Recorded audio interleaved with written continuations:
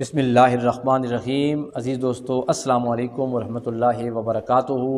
सजदा साहब का मुकम्मल कोर्स क्लास नंबर 16 के साथ आपकी खिदमत में हाज़िर हैं। मोहम्मद आज़म पेशावर से पूछते हैं कि शाह साहब ये बताएं कि सूरह फातिहा अगर नमाज में तिलावत करने से छूट जाए तो क्या सजदा साहब से नमाज दुरुस्त होगी या नमाज दोबारा पढ़नी पड़ेगी? मोहम्मद आज़म साहब, बहुत शुक्रिया। कानून ये है कि नमाज में सूरह फातिहा फ़राइज़ की पहली दोनों रकात में और बकिया जितनी भी अक़साम की नमाज है, नवाफ़िल हैं, सुन्नत हैं, जुमा है, ईदैन है, तरावी की नमाज है, वाजिबात हैं, जो भी हैं, उन तमाम किस्म की नमाज़ों की तमाम रकात में फातिहा का पढ़ना वाजिब है। फ़राइज़ की पहली 2 रकात में फातिहा का पढ़ना वाजिब है और इसके अलावा जितनी अक़साम की नमाज़ें हैं उनकी तमाम रकात में फातिहा का मुकम्मल पढ़ना वाजिब है।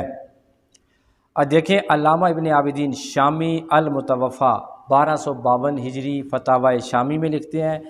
अल्लामा सैयद अहमद तहतावी रहमतुल्लाहि ताला अलैह अल-मुतवफ़ा 1231 हिजरी हाशिया अलल मराक़ी, इसमें लिखते हैं फतावा आलमगीरी 50 से ज़ायद उलमा इकराम का ये मुनफरिद फतावा है। ये उलमा इकराम इस बात पे इत्तफ़ाक़ करते हैं।